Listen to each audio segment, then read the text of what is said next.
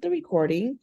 And yeah, it looks like, yeah, assignment 4 position is tricky. So let's do a quick review. It looks like many questions about assignment 4. So let's do a quick review on position. Let me open up my okay. Let's see, we did it on, what did we do it on? We did it on Workspace last time.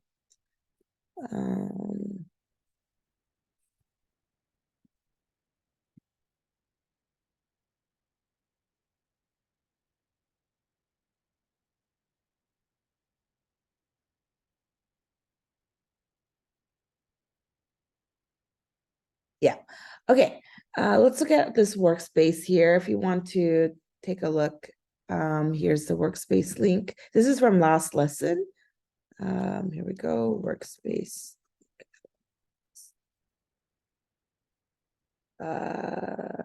Lesson, let me put in the chat.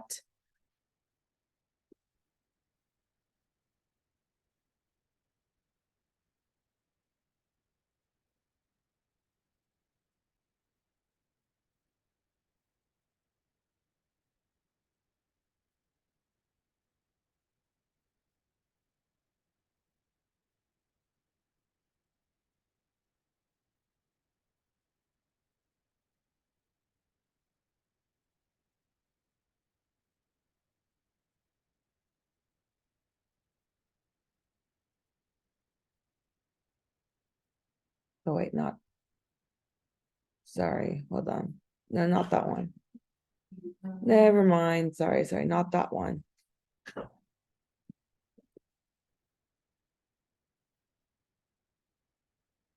Sorry, not that one. I gave you the wrong one. Let me go to workspace. And let's do lesson number 11.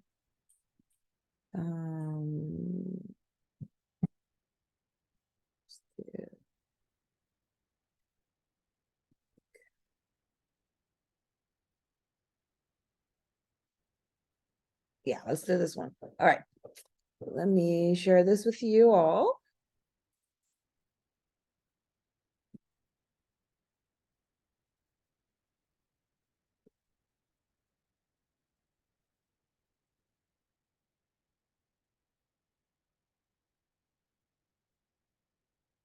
Yeah, let's do just a really quick review.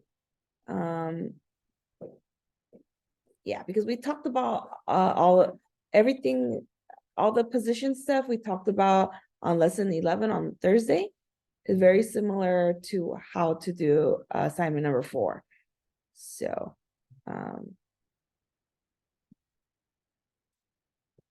okay, let me share it on Edsten as well.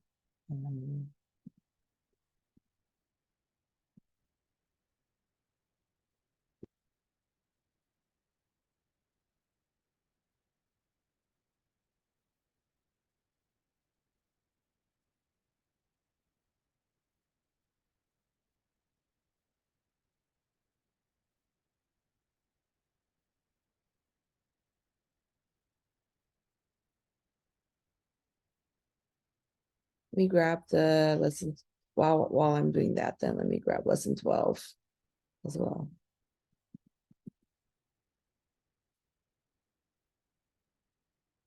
Okay, there's lesson 11, lesson 12. Let me share this one. So we'll come back. Don't worry about lesson 12 right now. Let's look at let's do lesson 11.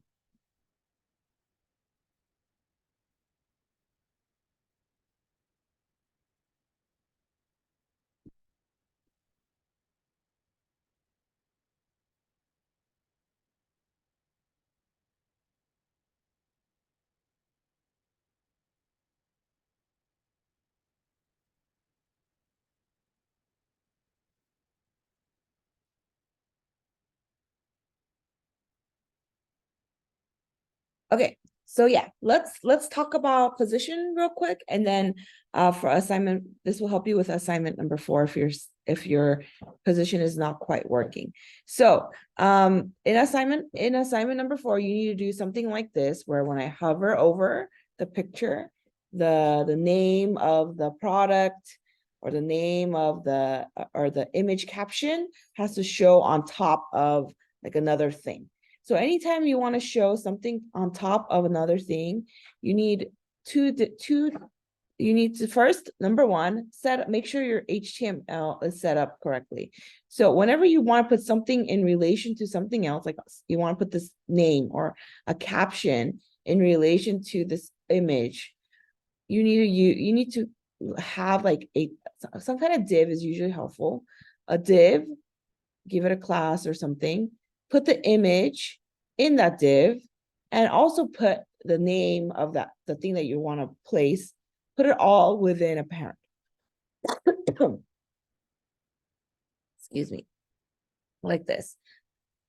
Excuse me.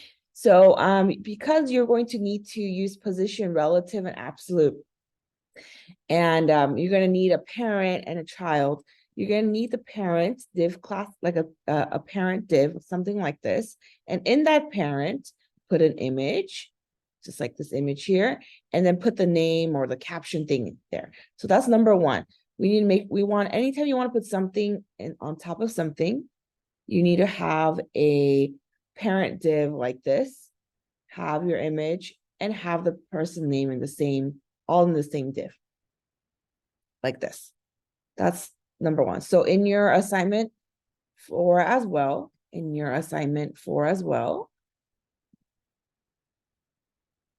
and also assignment 3 as well, even in this image caption, even though it doesn't look like it, you need to put a div around this whole image. You need a div around the whole image, and in that div have the image and the caption. And the reason we do this again is so that we can do some positions correctly. So now let's look at the CSS part. So the parent div has a position relative, and that's it. Okay, that's it. And then the person name, where's my person name? Oh, I guess it's person detail here. And person detail, take a look at that. The name person detail is a child of person. Okay, so person is the parent.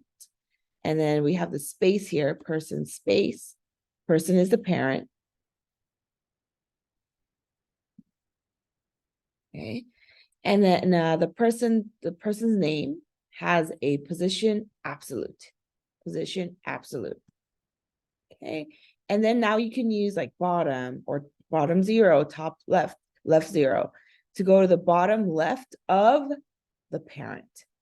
So when you have a position relative on the parent and position absolute on the child, now you can use bottom left. We could even do if I did top left, it's gonna go to the top left, right? The name is gonna go on the top left of the entire of their parent. So this is very important. Make sure you have position left, a position relative on the parent, position absolute on the child. So in your assignment 4 as well, you need a div. You're gonna have in the div the image and a caption. The caption is gonna go position top right, or I'll leave that to you.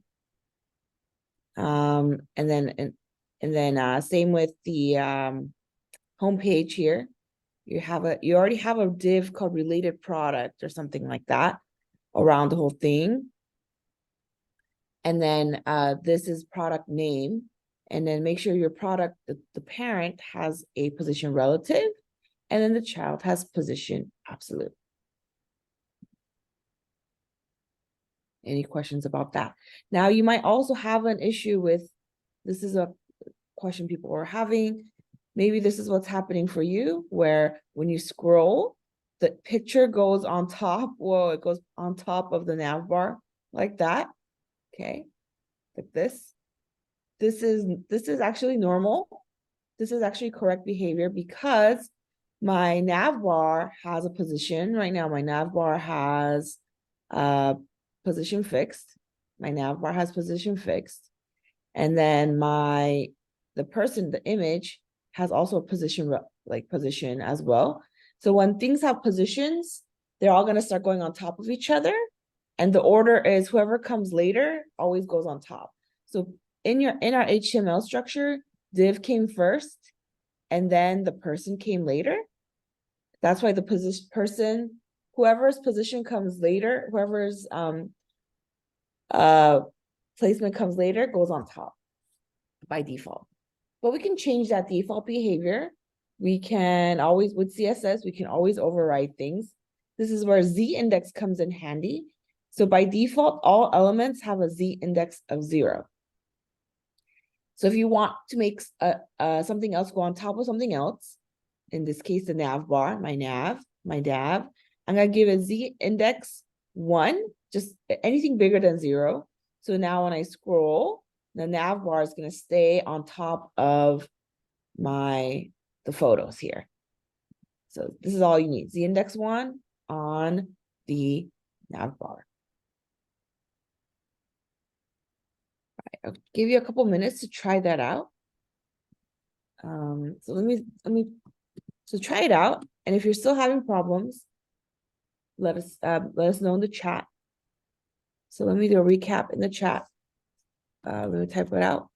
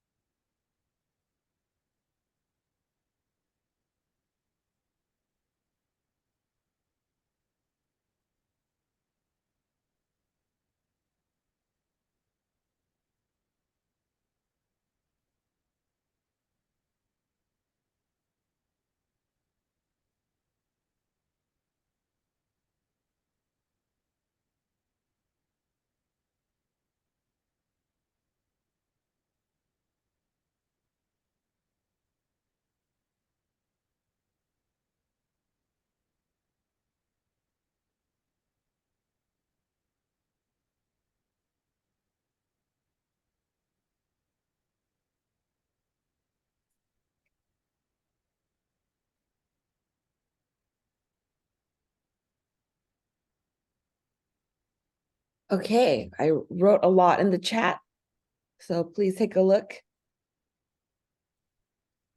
Yeah, positions are kind of tricky, but they're so useful, and they make things they make things look really cool like this, right? When you want to do this stuff like that. So, and yeah, positions are definitely tricky. So if you want to review, please review. And then what's also very helpful, if you're still like, oh, I'm not really sure like what positions are doing, you can definitely take a look at, let's go back to our lesson number 11 here. there is a video to watch before class, this lesson number 11 video to watch before class. And this one will help you. So let me put this in the chat.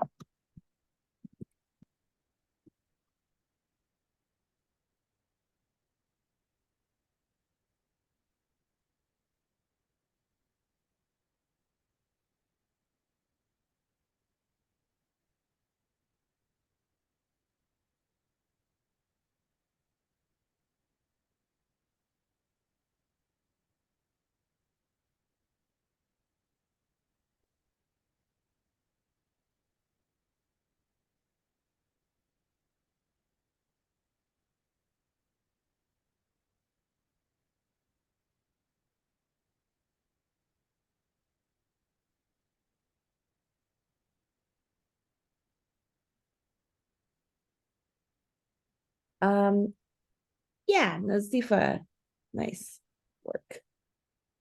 Yeah, so for your assignment, four, you can still work on it if you're still having problems with it. Yeah, similar idea on the products, also on the image caption. Make sure you have a parent div and use position relative and position.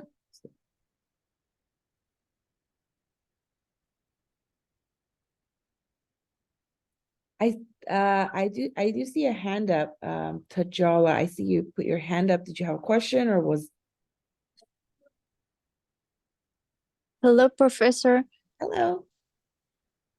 Yes, I have a question about the assignments. Okay. And there's a problem I really want to share with you.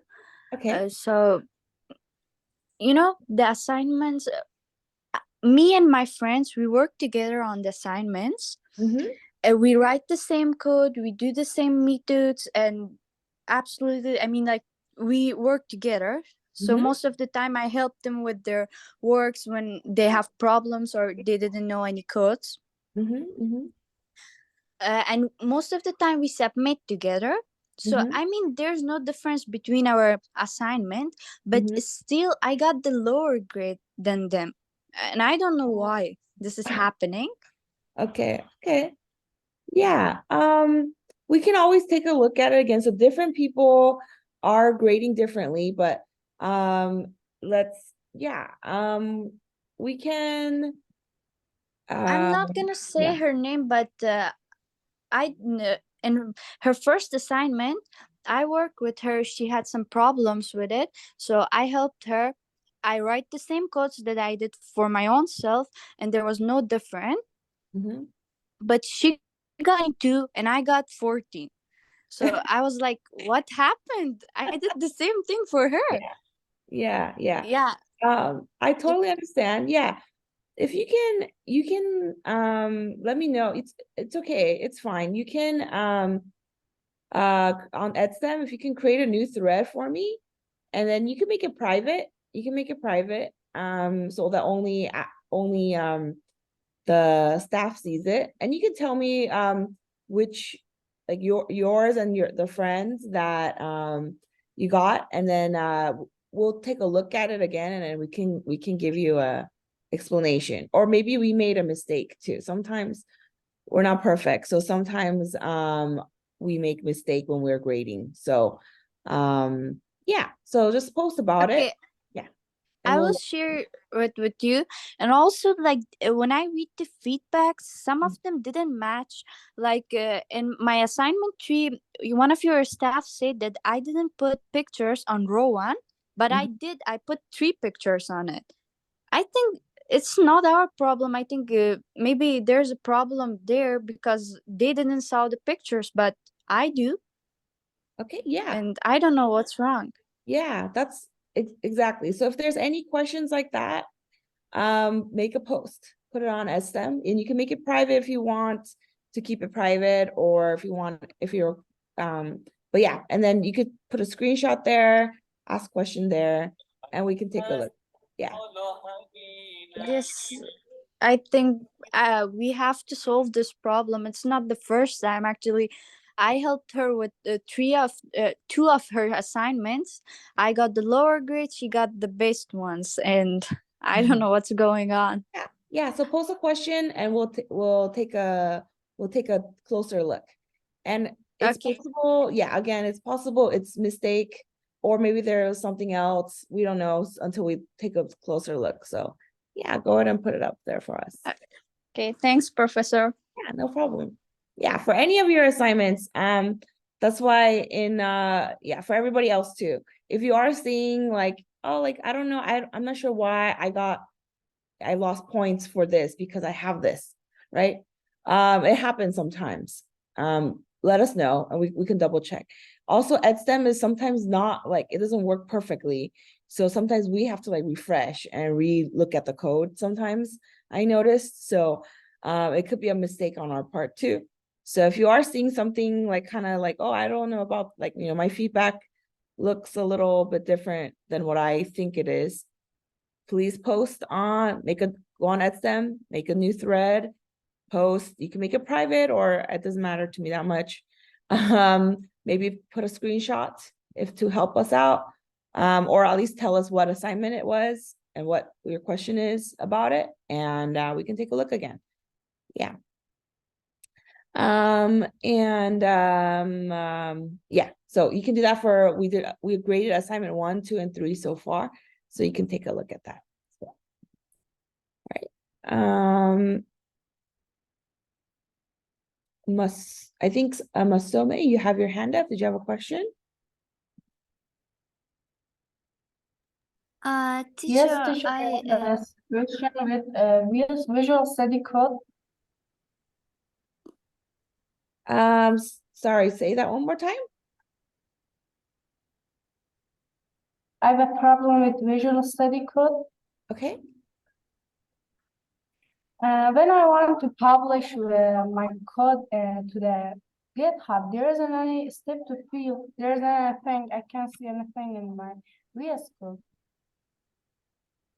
Yeah, it looks like it's a problem for a lot of people. Do you have a screenshot that you can share? I share in the chat. Oh, you did? Okay, let me see. Oh, this one here? Actually, this is, yeah, no, this is great. This is looking good. This means you have your, this means you create the repository and you're on a later step now. So this means that let's look at our, Okay, sorry, teacher, that's not mine. oh, that's not At yours. first, Oh, sorry. Yeah, that's not yours. Yeah.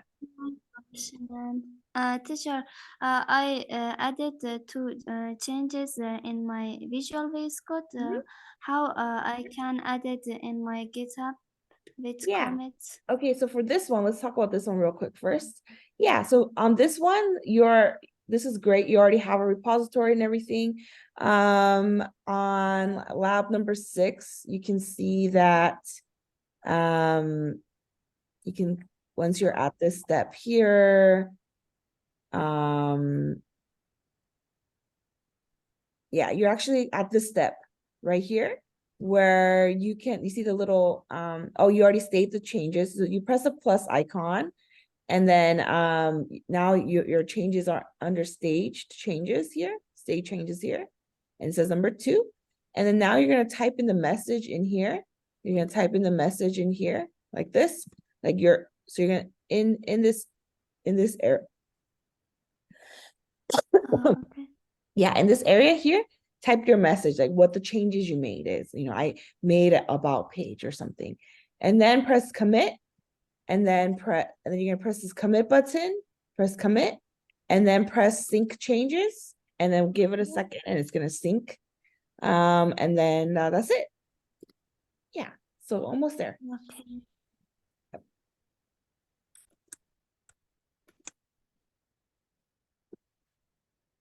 But the other Masome, your get VS Code problem, if you can share screenshots, that would be great. Or if you can explain to me what you see. Another thing, if you're not seeing anything at all, you might want to also.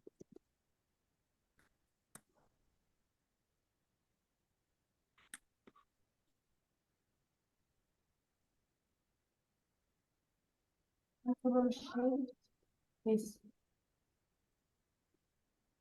Alt Shift is.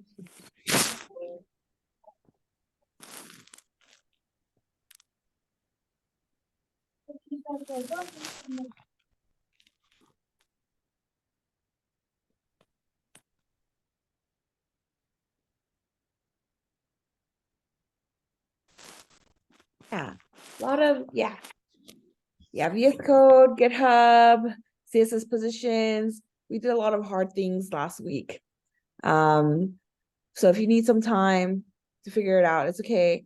We have some more time today. And in breakout rooms today too, please ask about your VS Code issues or GitHub issues or assignment 4 issues.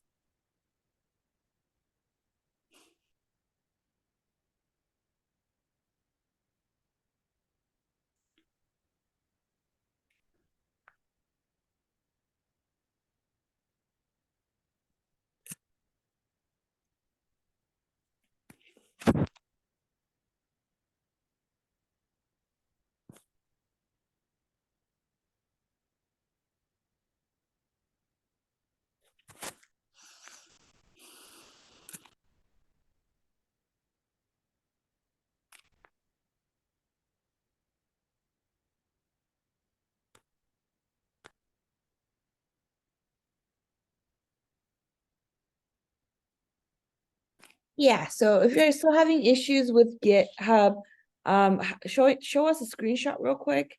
If you're not seeing publish to GitHub, but you see something else, it might mean that it's still working. Like if you see like some other things on source control, it'll help us kind of see what might be.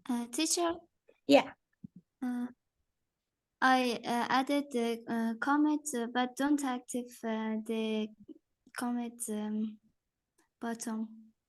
I share my screen. You can see. Yeah. Don't active my comment Are you able to button. press the commit button? But Can you press the commit button? press.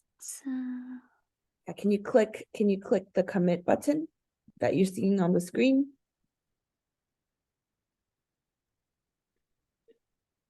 Teacher, I first you should make some changes and then stage that, click on plus icon, and then the commit will be visible. I do see that she has state changes here. It says state changes and then 2. So it looks like there are some state changes. So you should be able to, if you want to try one more time, you can try changing some code on your file first, and then click on change again. But yeah, we Yes. might need to yeah, we might, I think these problems, we might need to help you in the breakout room. But yeah, you should be able to click commit. If not, try changing some files and then try clicking on the plus icon again to make changes, to stage changes, and then see if that works. But let me help you in breakout room.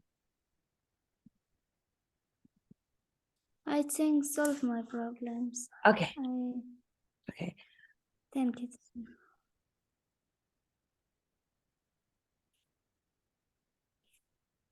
Yeah. Parwana,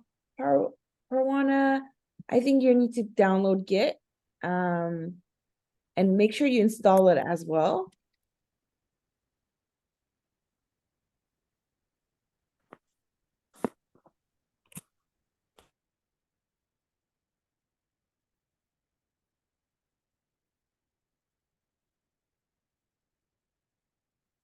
Maybe try pressing, maybe the installation, it says a valid Git installation was not detected. More details can be found. And then click on this Git output to see what that issue might be.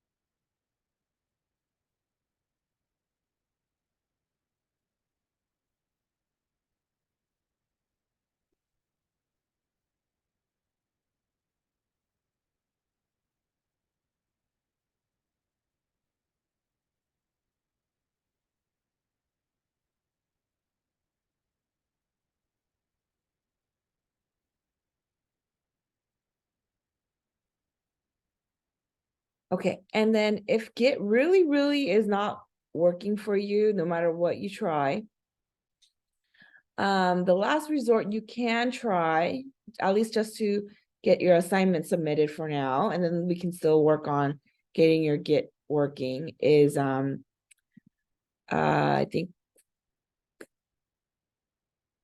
let's see.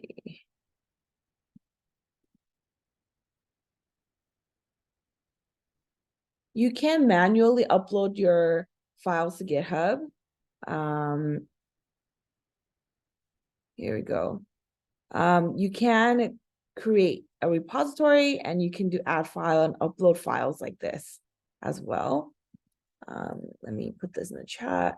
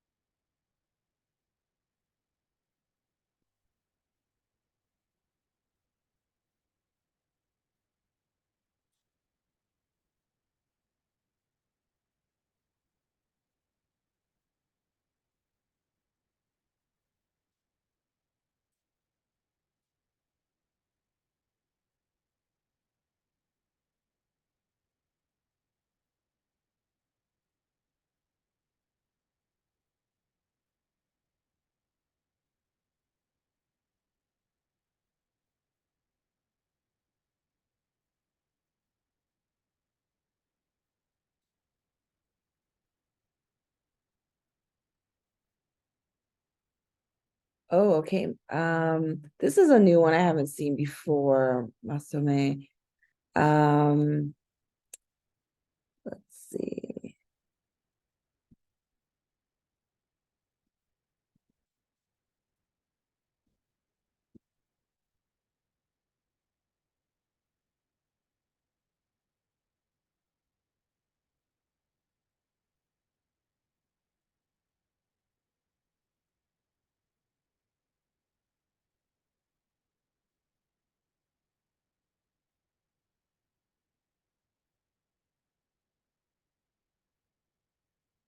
Yeah, maybe we might have to just use a third party tool if it's not working on VS Code either. Yeah, maybe all right. So it's always nice to make your GitHub work through VS Code, but if it's just really not working, for whatever reason, we can download another tool that helps us push our code from our desktop to the GitHub, which is one of them is Gitkraken. And this works for like Windows and older, like 32-bit older Windows computers too.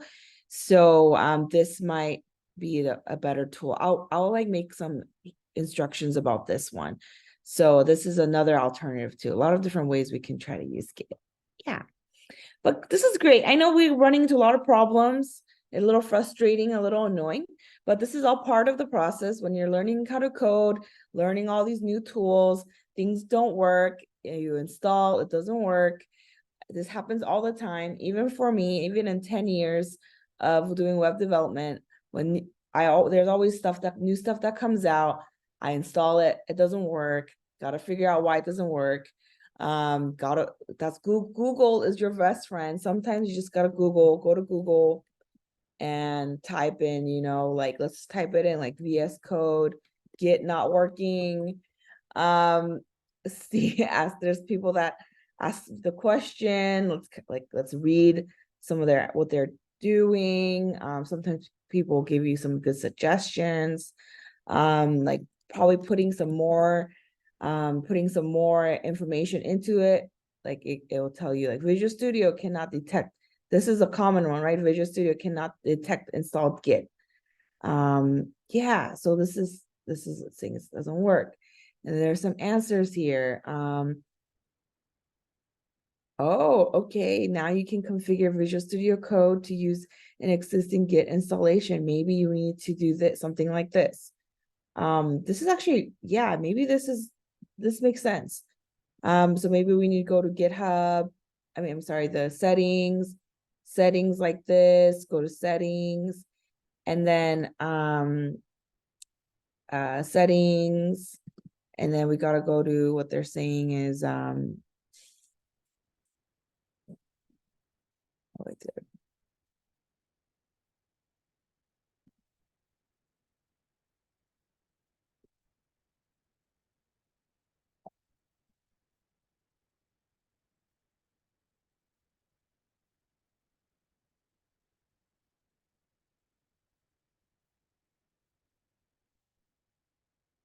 Yeah, features, source control.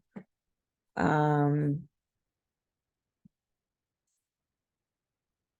like that.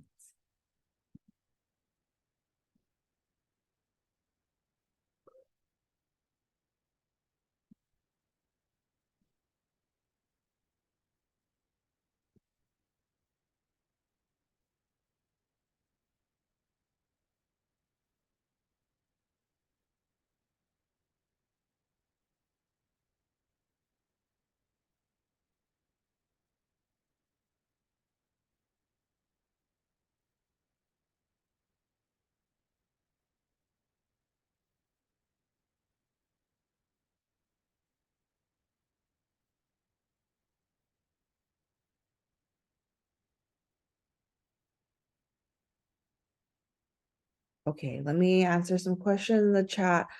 A lot of questions. Yeah, so let's look at GitHub pages. So you wanted to save, and then if you're not seeing let's refresh here. Yeah, like sometimes I did notice sometimes the URL, you can't see the URL on here for whatever reason. Yeah, this is weird here. Like I'm not seeing it right now either. But it's usually gonna be, if you don't see the URL of your GitHub pages, it's usually gonna be your username, github.io/ and then the name of your repository. Mine is app assignment 01, app assignment 1, like that. And then there it is. So it's usually going to be something like that. It's going to follow that pattern. So put your username, and then put slash, and then put the repository name.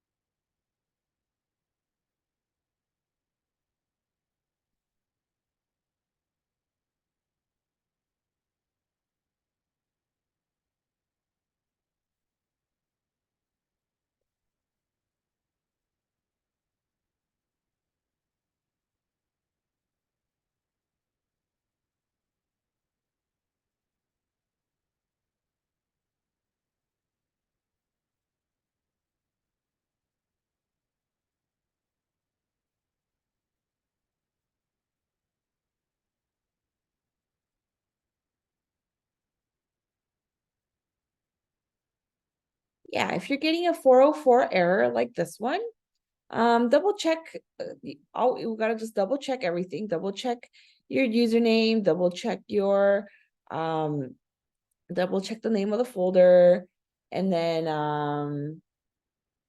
yeah, make sure your username is correct. Make sure to get on the settings, GitHub Pages is working. Sometimes you have to give a few minutes for it to publish. Yeah.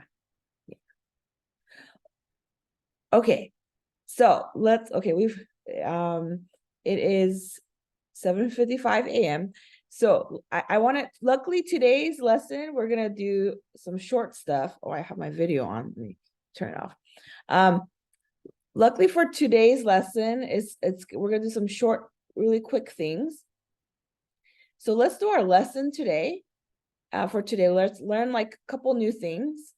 I want to talk about the final project, and then we're gonna go into, and then let's talk about all of our problems here.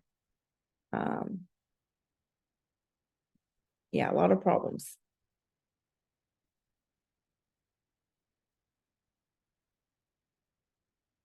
And yeah, we'll talk about our problems in breakout room. Yeah, seems like there's a few questions still lingering. I'm gonna put in the chat.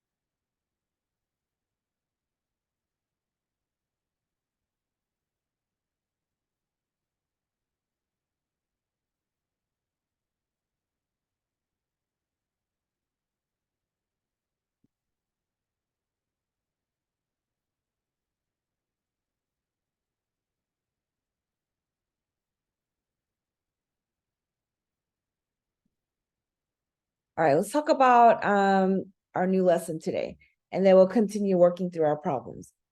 All right, real quick. So today I wanted to talk about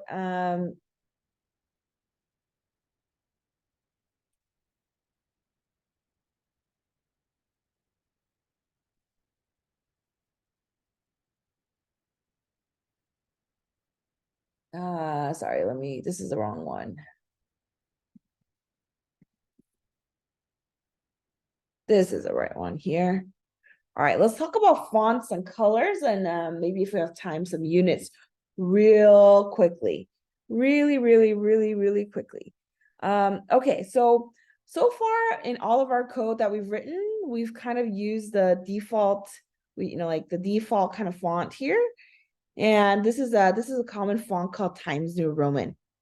So we've been working with pretty like just default, everyday, regular fonts. And I want to talk a little bit about how to add some custom fonts. And fonts are very important when you're building a website, because fonts make a huge difference. Whether I use, this kind of font, the default font, or if I use a more specialized font, it makes your website look very different. So fonts are actually a very important part of web design. To make your website look like something, you want to use a specific type of font family and things like that.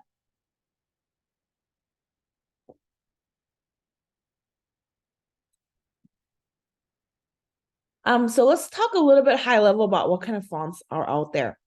These are the 5 popular kind of general categories. Number 1 is a serif font family. Serif fonts are kind of like, they look like just like this serif. They have like little, what we call serifs, like little tails at the end like this. They look like that. And then there's also sans serif fonts. They're fonts that don't have these like nice little tails at the end, so they don't have serif. Sans means doesn't have it. And then you have like monospace type fonts. where every letter and character have the same amount of space. Usually when you're writing code, the font that we use when writing code, this stuff like this is all a monospace type of fonts to keep your letters all the same width. And then you have some cursive fonts, and then you have like these like kind of decorative fonts as well. So taking a closer look here, again, we got some serif fonts. Like this is like, these two are the most common ones. These little, they have like these little tails. Times New Roman is a common serif font like this. And then sans serif don't have the little tails. They're just like straight like this. So these two are the big, most common categories of fonts. And like I mentioned, these make a huge difference. Companies spend a lot of money trying to figure out what kind of font they want to use. And depending on the type of font they use, it gives that company a specific kind of image and brand. For example, for the longest time, Google.com used a serif font, like with the little tails like this, and it made it made them kind of look professional, kind of a little more on the professional and the more formal side. But after they switched to, eventually they switched to a sans serif font. This is their logo, I believe, right now as well. This is, oh, there it is, Google. There you go. Google's logo is now a sans serif font, and they spent a lot of money, like hundreds of thousands of dollars coming up with this new logo, because they wanted it to look more casual and a little more friendly. So they use a sans serif type of font. So using a serif versus a sans serif font makes a huge difference. And so in your code as well, in your websites, you want to decide, like, do I want to make my website look a little more formal with a serif type font, or do I want to make it look a little more friendly and casual with a sans serif font? So those are like the two kind of things you want to think about. And the monospace, like I mentioned, every letter in the English alphabet has slightly different widths and heights depending on the letter, but monospace types make every single letter have the same width and height. So this is a monospace here. They all have this, usually used for when you're writing code. Every single letter has the same width and height, and that's monospace types. Now let's try adding some fonts into our code. There's two different ways we can add fonts to our code. The first way is the most easiest way, is there is a web. Google offers free fonts, and these are completely free, and we can use them to our liking. They have a huge collection. There's so many fonts font families we can use. So this is the first way. This, or at least right now, a very common way to add your own custom fonts.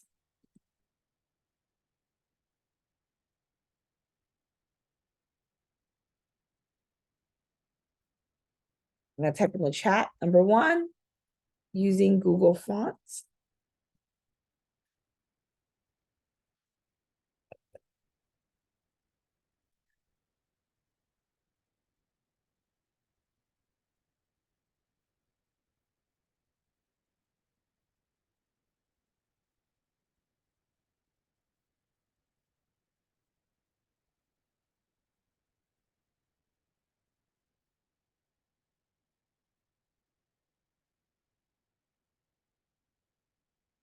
Okay, Google Fonts, it is free. Google Fonts is completely free, and they have so many options, as you can see, all kinds of options here. And you can test, there's like different languages now too. This one is oh, this is like weird. I think it's its own thing. There's, yeah, there's a lot. This is Korean. I recognize that one. A lot of different languages there, a lot of different options here. You can also like even just type something like hello world, and you can actually see like some examples of all the different fonts you can see. You can also select a language that you're familiar with. I'm wondering.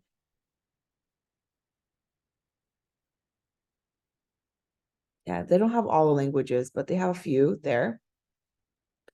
You can see, okay, what kind do you want? Like a serif font? There you go. These are all the serif fonts. Ooh, look at that. Those are pretty. Or we can do sans serif fonts. These are the sans serif fonts as well. So you can kind of filter. So let's pick one. Let's pick one and add it to our lesson number 12 here. This is lesson number 12. I'll just keep it on VS Code for now. I was gonna do it on VS Code, but because we're running out of time a little bit. Let's just do it on the workspace directly. So let's pick a font that I like. Maybe I don't know. I kind of like this one, IBM Flex Sans, let's say. All right, I'm gonna pick, just so you can go ahead and pick any font you would like on Google Font. Here's an example here. Notice like they have all these different styles on it. It's like, this is how it looks for light, regular, medium, bold. Wow, a lot of options here.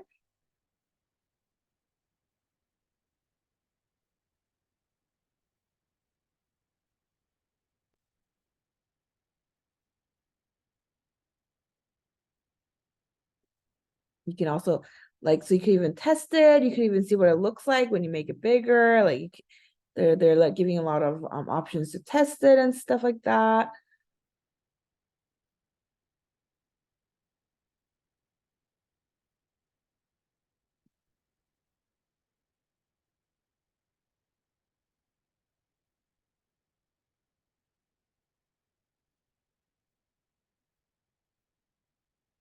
Sorry, they are, okay.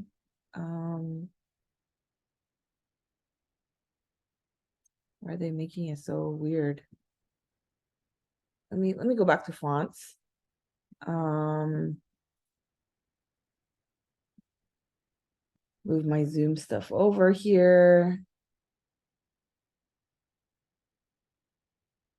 Oh, okay. I got it. Okay, let's go back to fonts. Okay, so yeah, let's take a look. Go to Google Fonts. Whichever one you kind of like. I kind of like Nunito. Nunito here. I kind of like or Ubuntu's a popular one as well. I kind of like Nunito. I'm gonna click on Nunito, and there's like all these different styles, like extra light, like there's a lot of these. We're gonna just go ahead and choose regular. I'm gonna select regular right over here, regular with this little plus icon. Okay, regular. Maybe I want like a bold one too, but let's just click regular. And then there's this, I don't know why they made it like this. They changed the UI. This is really confusing. We're gonna click on this little shopping cart, and you're gonna see we just selected Nunito, and then they actually just give you the code to paste into your page so that you can use it right away. So click on this link. We're gonna click on the copy icon. You can copy this whole thing here, copy, and then we're gonna go to our code. And then what does it say? It says to embed a font, copy the code into the head of your HTML. So we're gonna go back in here. We're gonna type it. We're gonna put it in the head, paste there. Oh, it's gonna tell me to do paste in there like that. Let's put some indentation, and then make sure the font goes before my CSS file like this. Okay. Right now, nothing is happening. Nothing is happening for now. Okay. Let me do that one more time. So back to Google Fonts. There's a lot of Google Fonts out there. Pick one that you like. You can pick whichever one you want. I went ahead and picked, pick whichever one you'd like. Click on, scroll down to see where you see styles. And then you see this little plus icon, like, so go down to, let's click a regular one and click on the little plus icon. And then when you plus the little icon, you can see the little shopping cart bag thing here. And it's going to show you the code to copy. We're going to copy this and follow instructions. We're going to copy it into the head of my code. I follow it. Here's the head of my code. I copied it and pasted in here. You don't need to download the family, actually. That's why this is, yeah, you don't need to download it. We can just copy the code. Yeah, no need to download it.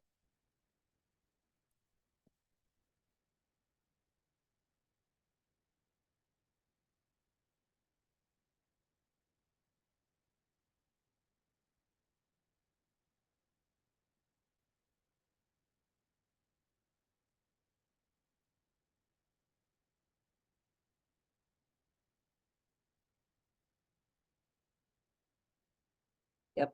And then after you, so this part, what this part does is it copies the code, it adds the font into your file, so it's there. However, we also then need a CSS rule to actually specify that family. So we're gonna copy this code. I'm just copying it just like they told me to do. I'm gonna go back in here, go into my styles and say, hey, you know what, my body tag, I gotta select my body tag. The body tag represents the entire browser. I'm gonna do font family, Nunito. I'm again just copying it from here, Nunito, comma, sans serif, like this, sans serif.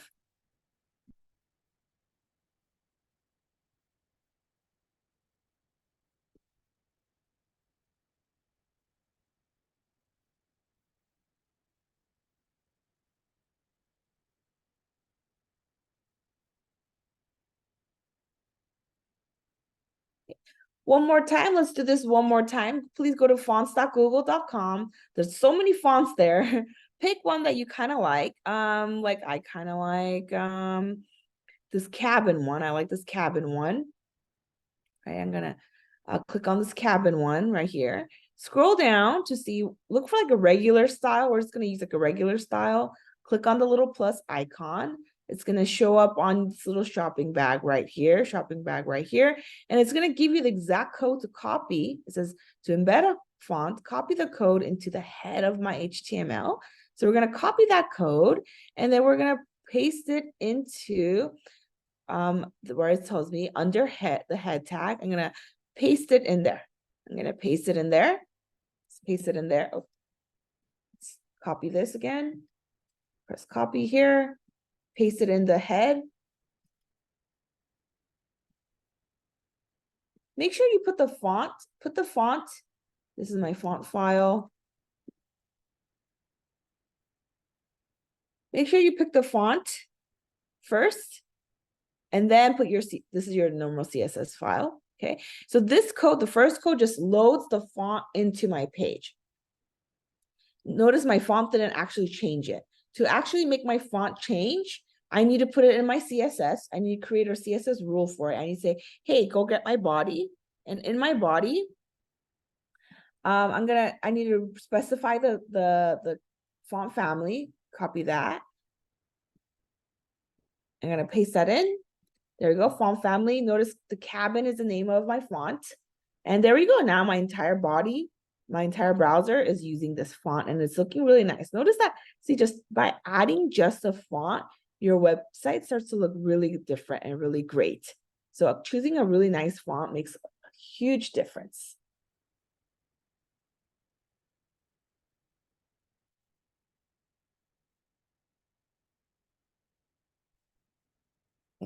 But what about, like, sometimes you want to add a different font for different things. So body selects, with body, you're adding font for the entire browser.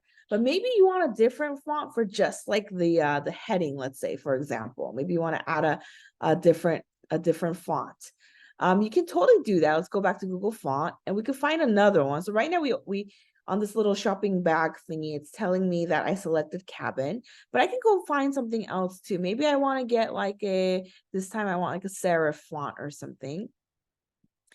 And maybe I want to do like, I don't know, maybe this one looks kind of nice, Libra Baskerville. And I'm going to select regular again, click on the plus icon. And then in the shopping bag, now I have cabin and Libre. I have two fonts selected.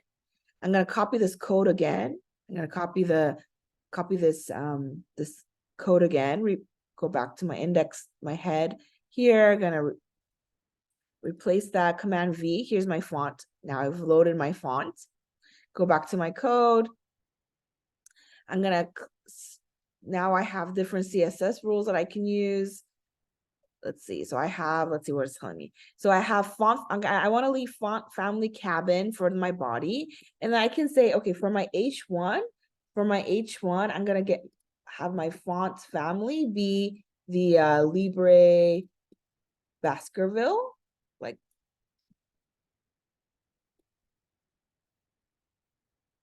comma, serif.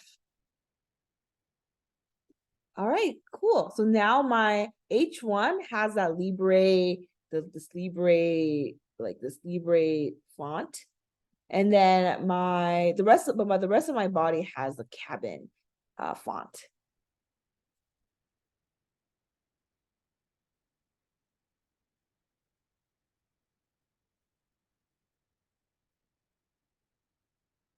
Yeah. So yes, great question, Masuma. So yeah, you can select multiple fonts. So this, and then you need to have this two different code. The first code is this link tag where you can choose you can select multiple of them, where you're gonna load it in. And then in your CSS, you can specify, okay, my body's gonna use cabin, my H1 is gonna use, my Libre, maybe my H2 is gonna use, maybe my H2 also uses the Libre one. For example, here's my H2 here, artist, like about, right? So you can specify it in your CSS like this. And if you're wondering, like, hey, what's the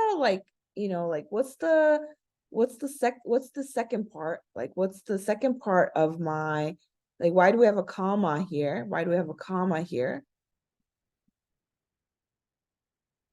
Okay, this is actually very useful, having this comma. This is just to make sure, just in case my font family, like not Open Sans, doesn't work, for example. The comma says, okay, if Open Sans doesn't work for whatever reason, try this one.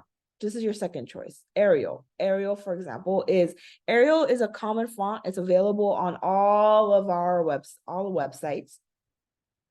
So if Open Sans doesn't work for whatever reason, it's gonna try to use Arial.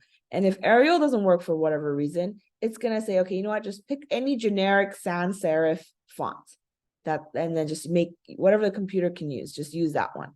So these commas are, we call like a fallback method. These are useful when, just in case a font doesn't work, use like an older one, for example.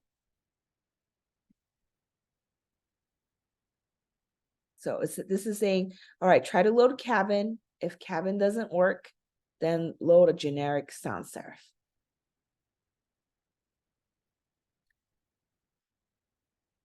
We got a question. Do we use single quotes or double quotes? Either is actually fine. Either is okay.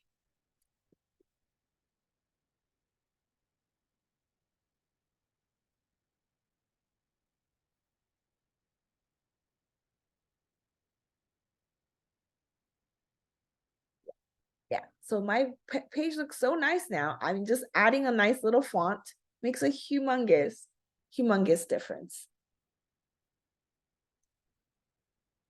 Now, be careful with fonts. You don't want to add too many fonts either. Usually like 3 fonts maximum on a page. The more fonts you add, the messier your page starts becoming. And also it takes time to load your fonts in here. So if you put too many fonts, your page starts getting slow. So be careful here.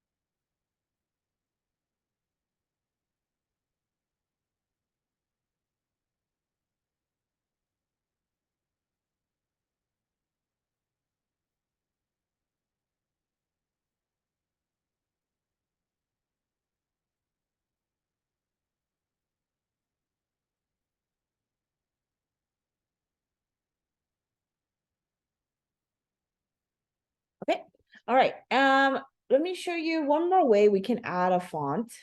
So this is Google Fonts. So we're just copying, pasting their code into our site and making a nice, using their fonts. But what if like sometimes you want to have, there's this very specific file, a font file that you might want. Maybe there's like a specific font that you want to put on your page and you don't want to put, maybe you own that file and it's a very unique font that you want to use. You can add your own font files as well using this thing called FontFace, at FontFace, and you can upload your own. Notice this is a you can upload your own font file. This is like a TTF file. There's like TTF files, OTF files, and you can also upload your own fonts using FontFace like this. So at the source, at the name of your font, and then you can use it like body tag or wherever that you want like this. Yeah, so this really quick example, there's a website called thefonts.com that also have people upload their own fonts that they created. Usually they're a little bit more creative looking. And I kind of like this American Christmas one. I kind of want that one. So I'm going to download this, for example. Download.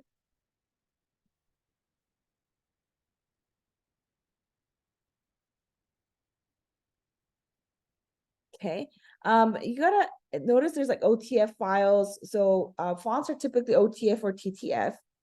And you do have to be careful because fonts are copyrighted as well. So you don't want to steal other people's work. You want to kind of read what they say, like, okay, for personal use, and you can use it for free. But if you're using it for commercial, you're gonna have to pay for it or purchase a license. So for us, this is personal. We're using it for education. We're not really using it for any like actual, we're not selling anything or anything. So we're gonna be using this. Yeah, look at this personal. Look how pretty that is. Ooh, okay. So if I have my own font file, let's go back to my, I'm gonna upload this into my workspace. Where is my, where did I put it? Downloads, download. Okay, let's open it. Here it is. I'm gonna rename this to just American Christmas. There we go, American Christmas. And then in my CSS, we're gonna write that font face up here.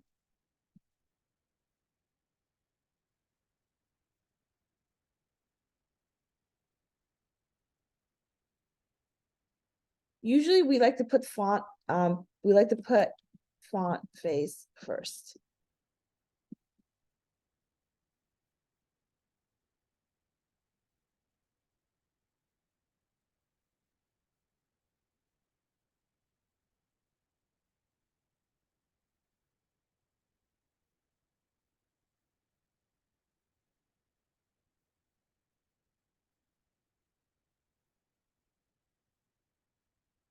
Right? First, we're gonna name this font.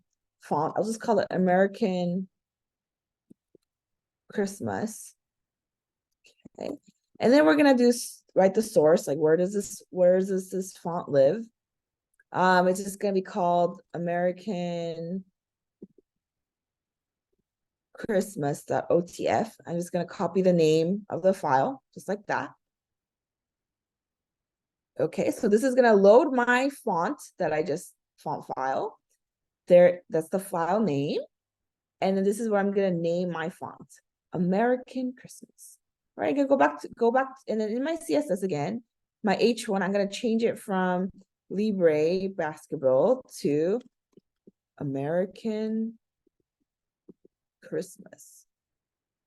Whoa, okay, it looks kind of funky here. I probably need to change the font size a little bit.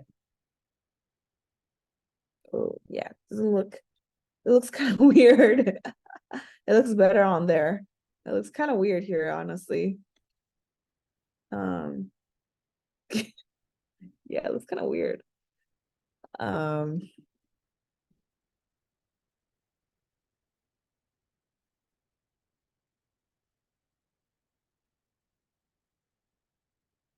Okay, I don't know. Anyway, there we go. I'm not liking the font actually, but you get the idea. So you can also load your, if you have a font file, you can use Font Face to upload the font, name it American Christmas, and then you can use it in anywhere in your rest of your CSS file. You can do like whatever the font family is, you set it to that.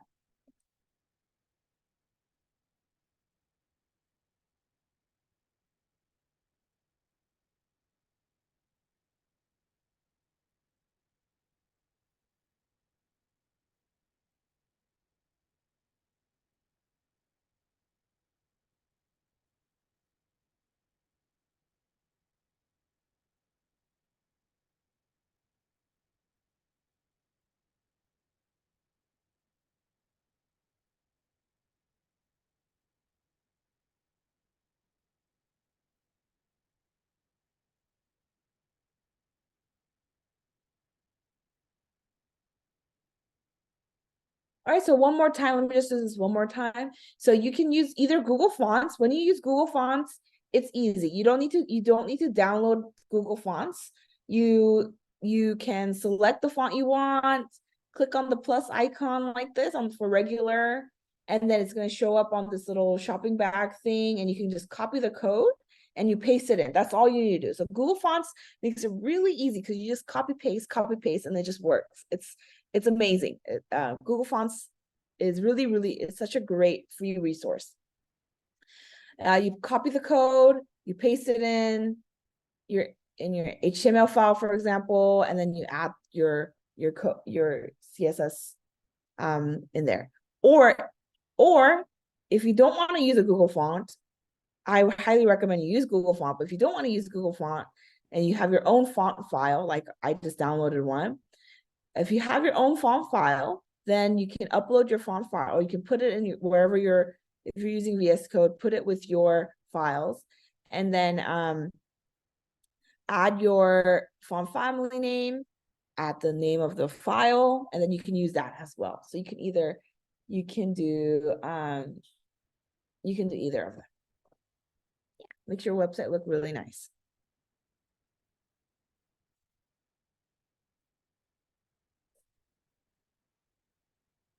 Any questions about fonts? Okay, I also want to talk about color really quickly. So we've been playing with a lot of different colors so far, but without really knowing what all these colors mean.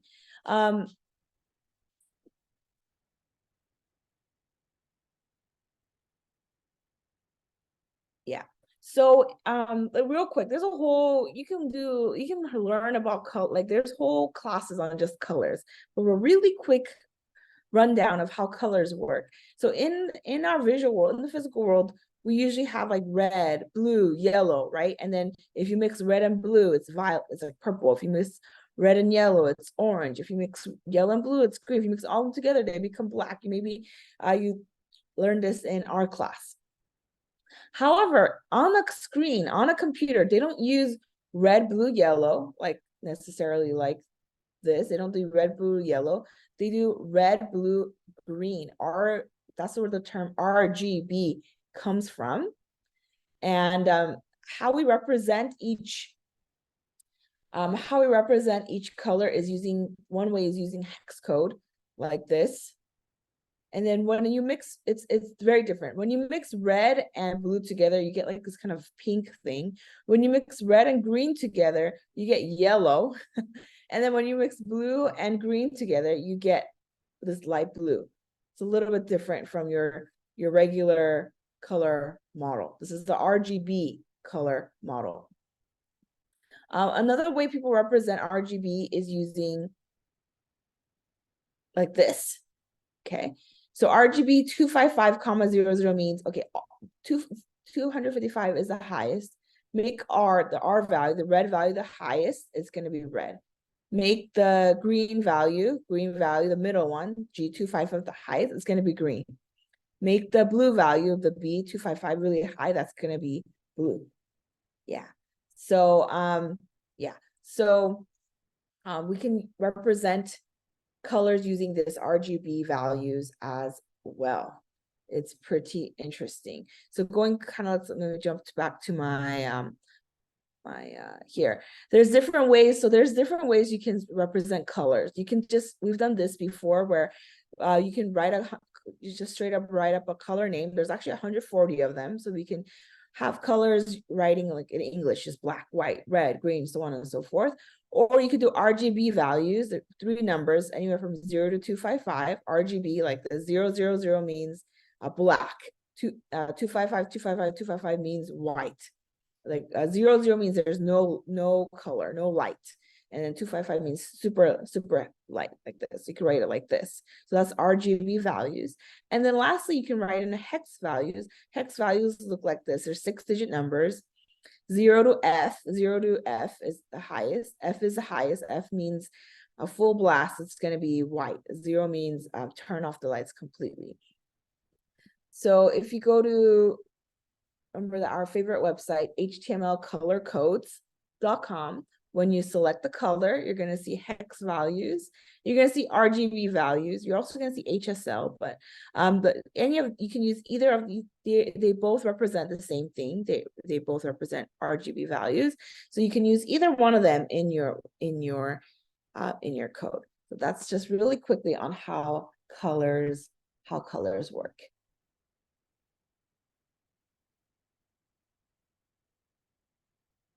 RGB, color, or hex.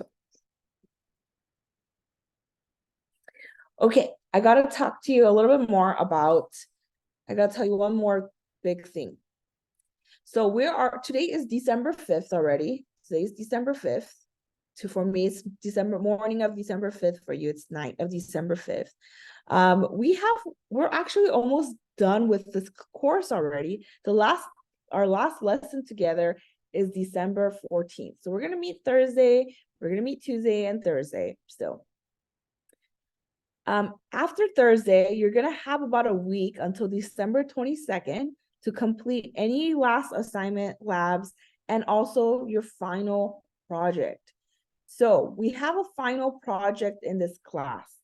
To complete the course, you're going to build your own website. I mean, this is a web development course. So by the end of the course, you're going to be creating your own website. So on EdStem, I have the final project requirements put up here for you. Make sure you complete assignment number 4. Assignment number 5 is going to be related to the final project. Let's look at the final project. So final project, we're going to keep it kind of open-ended. You can create any website you'd like. You can create a website of your own choice. Let me show you some past examples. This is from cohort number 1. You can choose any topic. So a lot of people you can choose your hobby. You can choose maybe a personal website. You can choose maybe a website for an organization that you love, anything you'd like. So here's an example. Somebody likes to crochet, and they made like a little crochet website. There's like an about page. There's a gallery with some photos on it. Very, very nice.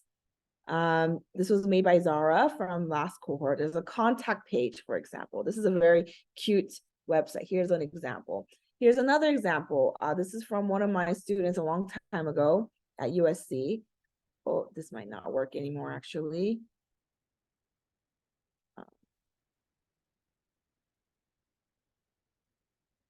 Yeah, I don't think this works anymore. I'm sorry. Let me get rid of that one. Oh yeah, these might not work anymore. Okay, here's another example from another student here from last time. Notice they're all using GitHub. This student made a website about University of Oxford just for fun. So here's like the information about the website. There's like some admissions info, sponsor. There's like main center. Oh wow, they added a lot of interesting stuff here, right? The park, like there's a contact info, registration form, right? So you can get creative on how you want to make your own website. Here's like another student's work. This is a coffee house. They made like a little fake coffee house shop. There's like an about page with the information. This is like the menu. They made like a menu of the different coffee you can make. Here's a contact page with a little form, right? So as you can see, every website looks a little bit different. Everybody created a slightly different final project. And you can too. You can create whatever you'd like, as long as you follow the requirements. So this is due, this is gonna be due next December 22nd. You don't have to work on this just yet. We're gonna break this down, final project, in small increments. The first thing you're gonna do, even before you create the final project, is lab number 7. Lab number 7 is final project proposal. Before you even create your final project, you're gonna write up a proposal about what you're going to make. So think about it. Take some time this week to think about what project you want to make. Like think about maybe your hobbies or something that you're an organization you're really interested in. And you're going to simply write in this file here. You're just gonna write it, just write in here like topic, and then like go ahead and type it in, like what you want to, and answer these questions. So this is a planning stage. You're gonna think about what you want to create for your final project. And then your next assignment number 5, you're gonna build your first page out. Okay, so let me put this in the chat, recap.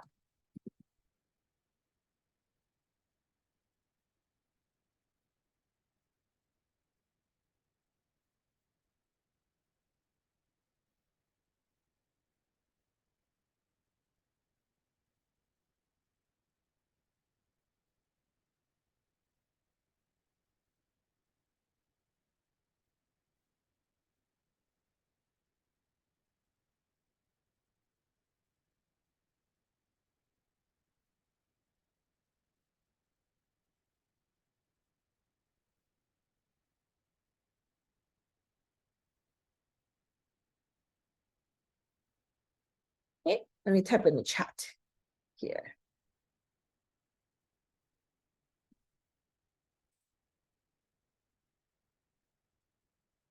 So you have about 2 weeks, a little more than 2 weeks to work on the final project. So plenty of time, but I want you to start thinking about your final think about what kind of final project you want to make.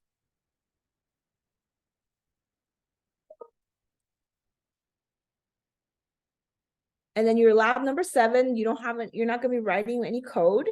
You're going to be just writing, kind of think about what you want to make. And that's going to be it.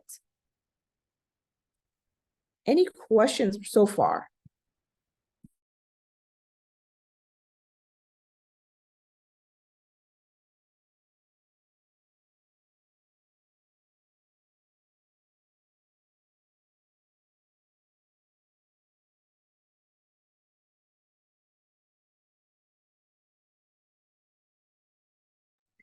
Okay. So we have about 20 minutes left, but yeah. So take a look at all of your final projects. Take a look at the final project requirements. And then for lab 7, you're not writing any code. It's not free code camp or anything like that.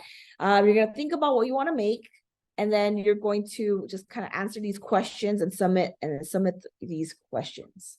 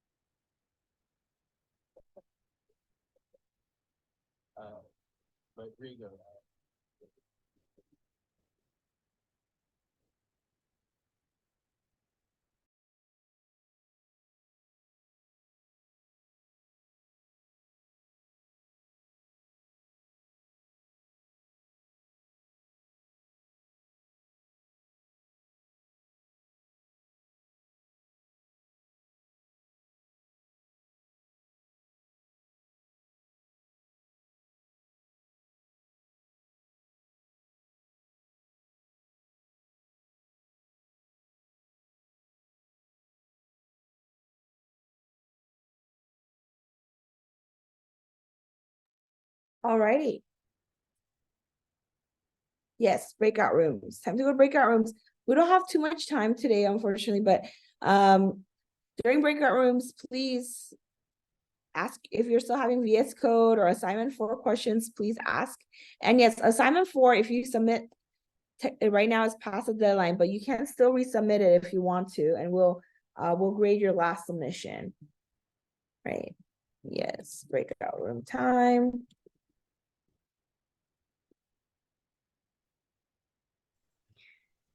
Teacher, Yes. can I have a question? Yeah, sure. Except of 3 labs that we had in free code camp, Yeah. is there any lab that we should do?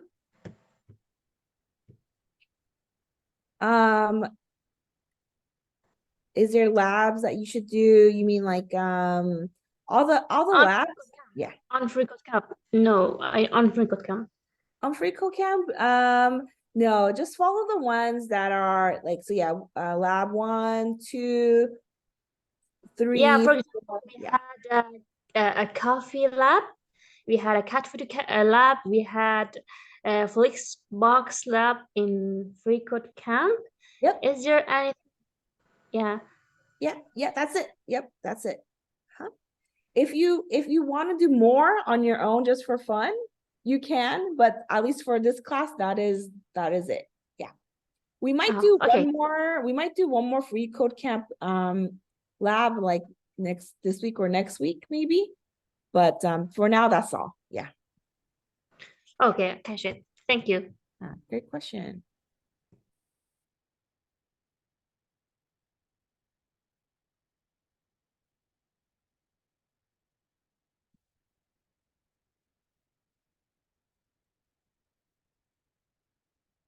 Let me make the breakout room for you all. Give me 1 second.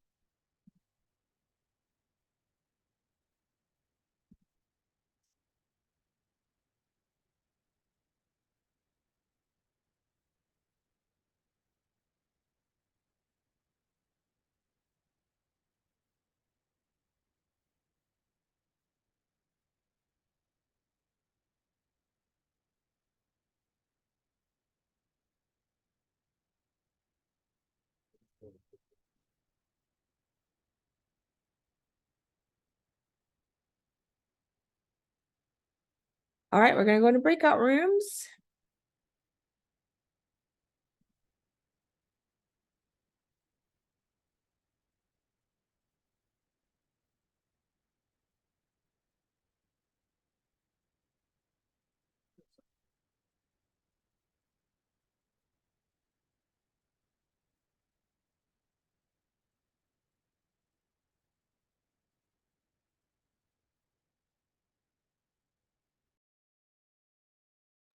All right, everybody, please join your breakout room. And yeah, please join your breakout room, everyone.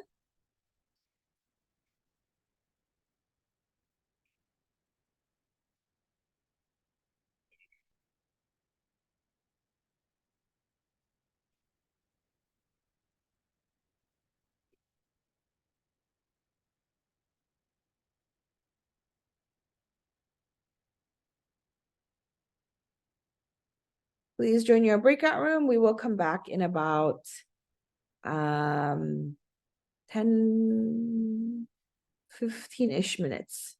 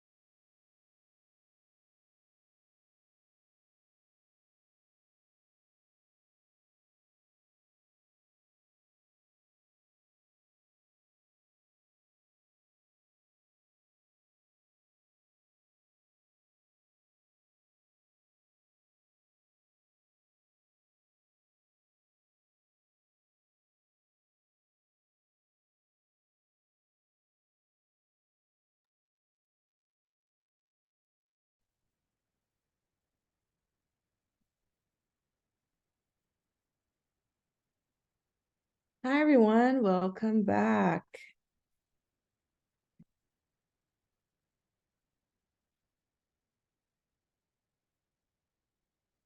All right, welcome back, everyone. Alrighty, so yes, now that we're nearing the end of our classes, things are getting a little more challenging, a little more difficult.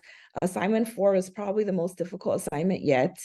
But everybody did such a great job on assignment number 3. I was very pleased. Flexbox is difficult, but looks like assignment 3 is looking really good. But if you have any questions about the feedback or the grade you got, please post on SM. We will take a look and maybe we can explain better, or maybe there was a mistake. So please feel free to ask us again. And then for assignment number 4, we if you still need a little time to finish it because there's positions, it's a little tricky, you can still resubmit it, but please do it ASAP because we're going to start working on our final project. So lab number 7 is related to your final project. You're not really writing code, you're writing just some text about what you want to make. So please spend some time on that, lab number 7. And then your assignment number 5 is going to be related to your final project. So yes, now we're going to be focusing on the final project. The final project is huge in this class. To receive your certificate of completion in this class, you will need to complete the final project. And you have to meet the requirements. If you're right now kind of struggling and things aren't quite working out, please reach out for help. There's a lot of places you can get help from. You can get office hour help from Hamid on Fridays and Mondays. So go to office hours if you're struggling. You have a lot of classmates that are willing to help you out on WhatsApp, and they make their own groups. Shugofa was doing a great job making Shugofa made a WhatsApp group to help people too. So you can get some help from there as well, from classmates, from Hamid. Please ask questions on EdSTEM. And when you have questions on EdSTEM, please post a link to maybe your workspace so we can help you there as well. A lot of people can help you here. We just ask. And even on WhatsApp, just ask. If you want to work on EdSTEM, you can. But your final project, you are going to have to put it on GitHub, and you're going to have to submit it on GitHub eventually. So you will need VS Code eventually. So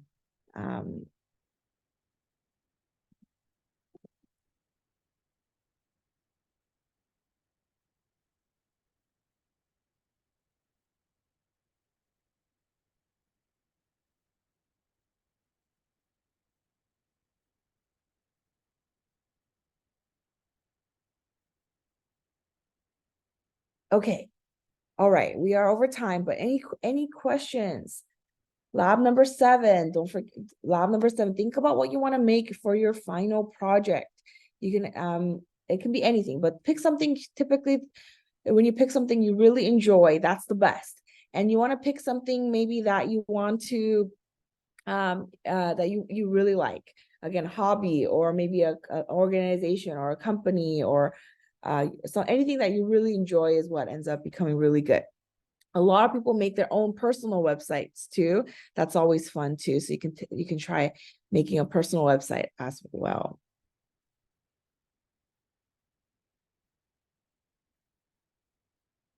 Okay, then. If there's no more questions, we will go ahead and end our class today. We will meet again on Thursday.